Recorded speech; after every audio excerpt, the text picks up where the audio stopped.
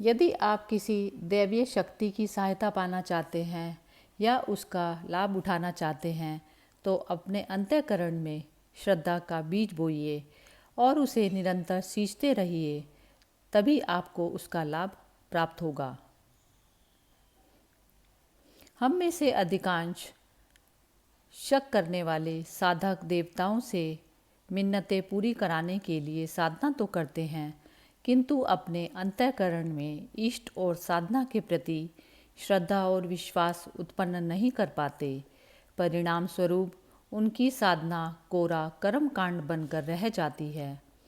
मनुष्य के पास श्रद्धा की एक ऐसी शक्ति विद्यमान है कि वह भौतिक जगत में बहुत सारे हेर फेर कर सकती है, किंतु वह उसका सही उपयोग करना नहीं जानता। श्रद्धा के आधार पर ही ब्राह्मण वरदान और श्राप देने में समर्थ होते हैं। श्रद्धा के आधार पर ही श्री रामकृष्ण परमहंस की पत्थर की काली माँ जिंदा हो गई थी। श्रद्धा के आधार पर ही भक्त प्रहलाद की रक्षा हेतु भगवान विष्णु के अवतार स्तंभ से निकल आए, और श्रद्धा के आधार पर ही एकलव्य के मिट्टी के द्रोणाचार्य वह उसे सिखाने में समर्थ हुए जो असली के द्रोणाचार्य भी नहीं सिखा सके। श्रद्धा में बहुत ताकत है, बहुत शक्ति है। श्रद्धा की शक्ति के चमत्कारों से इतिहास में पन्ने भरे पड़े हैं। श्रद्धा एक ऐसा तत्व है जिसका उपयोग अच्छे और बुरे दोनों तरीके से किया जा सकता है। अच्छा उपयोग क्या है और बुरा उपयोग क्या है, ये आपको इस कहानी से पता चलेगा। एक बार की बात है कि एक गांव में कुछ दोस्त मिलकर एक भूत बंगले पर चर्चा कर रहे थे। उनका कहना था कि आज तक कोई भी उस भूत बंगले से जिंदा वापस नहीं आया। उन्हीं दिनों उनका एक शहरी दोस्त बहादुर शहर से गांव आया हुआ था। उस समय वह भी वहां पहुंच गया। जब उसने ऐसा सुना कि भूत बंगले के भूतों से आज तक कोई जिंदा नहीं बचा तो उसे बहुत हंसी आई। उसने कहा कि ये सब बकवास है, भूत प्रेत नहीं होते। तो उसके मित्र कहने लगे कि ठीक है, हम तेरी बात मान लेंगे यदि तू आज रात को 12 बजे उस भूत बंगले में एक कील ठोक कर आ जाए। उसने कहा ठीक है। अब समय आया 12 बजे। सर्दी की तेज ठंडी रात, हवाएं चल रही थी। सभी मित्र इस दुस्साहसी कार्य देखने के लिए इकट्ठे हो गए। इन दोस्तों के अलावा पूरा गांव सो रहा था। किसी को कुछ भी पता नहीं कि क्या हो रहा है। बहादुर कंबल ओढ़कर आया और तुरंत कील और हथौड़ी लेकर बंगले की ओर चल दिया। हालांकि खुद का मन ही डर रहा था, किंतु सब पर रोब जमाने की खातिर आखिर यह जोखिम उठा ही लिया।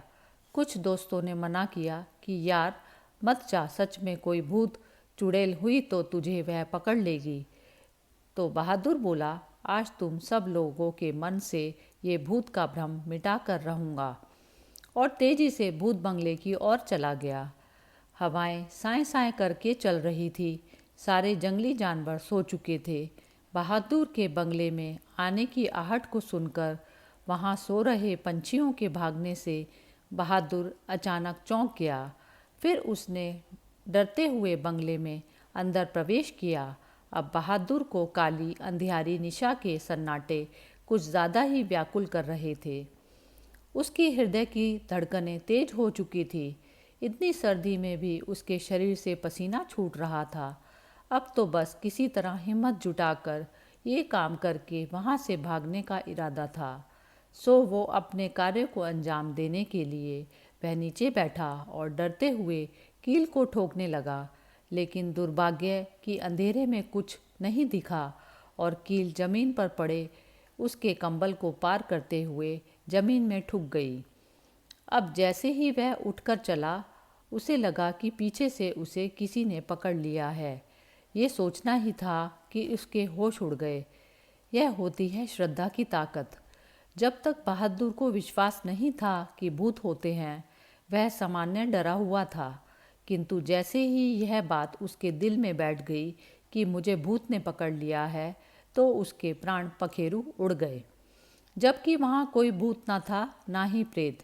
इस तरह हम अपने डर पर श्रद्धा और विश्वास करके अपना ही नुकसान और दुरुपयोग कर सकते हैं, या फिर किसी दैवीय शक्ति, मंत्र या साधना पर श्रद्धा और विश्वास करके उससे लाभ उठा सकते हैं। आप चाहे कोई भी साधना करें, आपका इष्ट चाहे कोई भी हो, लेकिन अगर आपने श्रद्धा से साधना की है तो आपको कोई परिणाम नहीं आपको कोई भी गलत परिणाम आपके साथ में नहीं हो सकता।